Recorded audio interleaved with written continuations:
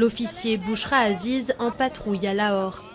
Ce soir, elle supervise les mesures de sécurité renforcées autour de ce mausolée soufi, cible d'attentats.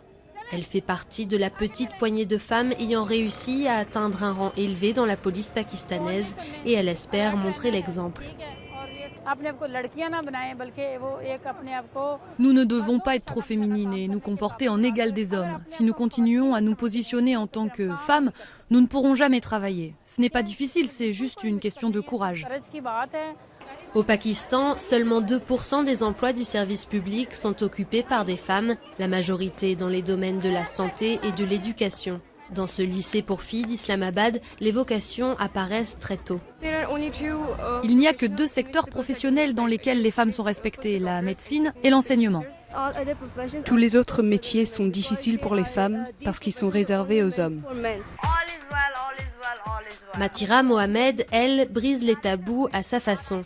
Cette star de la radio et du petit écran est très controversée à cause de son comportement osé et sa façon de s'habiller dans un pays musulman conservateur. Dieu a créé les femmes pour rendre ce monde plus beau, alors vous devriez vous faire belle tous les jours, tout faire pour être jolie et essayer de rendre le monde plus beau. C'est aussi simple que ça, n'écoutez personne d'autre. Si vous voulez porter une tenue, portez-la, on n'a qu'une vie.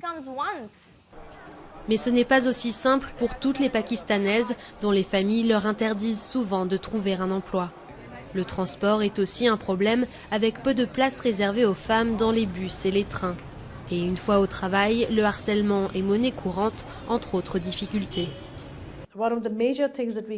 Une des solutions pour augmenter la participation des femmes au travail, pour qu'elles aillent travailler, c'est d'avoir des équipements pour accueillir des bébés, plus d'intimité, des toilettes réservées aux femmes. Des choses simples comme ça. En attendant que les mentalités changent, certaines Pakistanaises sont prêtes à affronter ce qui reste un monde d'hommes.